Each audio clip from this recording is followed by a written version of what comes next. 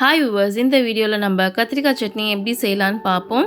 First நம்ம ஒரு பேனில் வந்து ஒரு 4 டேபிள் ஸ்பூன் ஆஃப் ஆயில் சேர்த்துட்டு அது கூட ஒரு table spoon pepper, 1/2 table spoon சீரகம், 1/4 டேபிள் ஸ்பூன் வந்து வெந்தயம் சேர்த்துட்டு கொஞ்சம் புரிஞ்சு வரணும். கொஞ்சம் புரிஞ்சதுக்கப்புறமா நம்ம வந்து ஒரு கைப்பிடி ஃபுல்லாக ஒரு 10லேருந்து 15 பல்லு பூண்டு சேர்த்துட்டு அது கூடவே 2லேருந்து 3 வந்து பச்சை மிளகாய் வந்து நடுவுலேருந்து ஸ்லிட் பண்ணிவிட்டு அதுவும் ஒரு கொத்து கருவேப்பிலையும் சேர்த்துட்டு அது கொஞ்சம் பொரிஞ்சு வந்ததுக்கப்புறமா அது கூட நம்ம வந்து பெருங்காயத்தூள் வந்து 1 டேபிள் ஸ்பூன் சேர்த்துட்டு நெக்ஸ்ட் வந்து நம்ம கட் பண்ணி க்ளீன் பண்ணி எடுத்து வச்சுருக்கிற கத்திரிக்காயும் சேர்த்துக்கலாம்.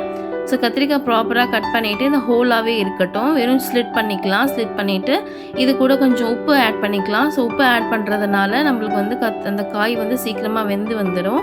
ஒன்ஸ் இந்த கலர் சேஞ்ச் ஆனதுக்கப்புறமா நம்ம வந்து ஒரு 2லேருந்து 3 தக்காளி கட் பண்ணிவிட்டு அதையும் நல்லா வதக்கி எடுத்துப்போம். இந்த ப்ராசஸ் எல்லாம் வந்து நம்ம மீடியம் ஃப்ளேமில் தான் வச்சு பண்ணணும், ஹை ஃப்ளேமில் வச்சு பண்ணக்கூடாது.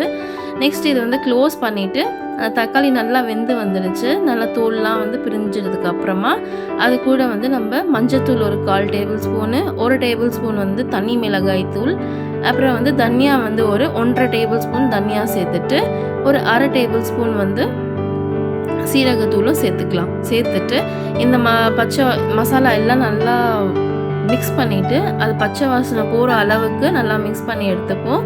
நெக்ஸ்ட் இது கூடவே வந்து ஒரு எலுமிச்சை பழ அளவு வந்து நம்ம புளி எடுத்து ஊற வச்சுருந்தோம். ஸோ அந்த புளி தண்ணியும் இதில் சேர்த்துட்டு இந்த புளி தண்ணியில் இந்த மசாலா எல்லாம் வந்து நல்லா பச்சை வாசனை போயிட்டு கருகாத மாதிரி, இந்த மசாலாலாம் கருகாத மாதிரி கொஞ்சம் வெந்து வர அளவுக்கு விடலாம். ஒன்ஸ் கொதி வந்ததுக்கப்புறமா உப்பு சரியாக இருக்கான்னு செக் பண்ணிப்போம்.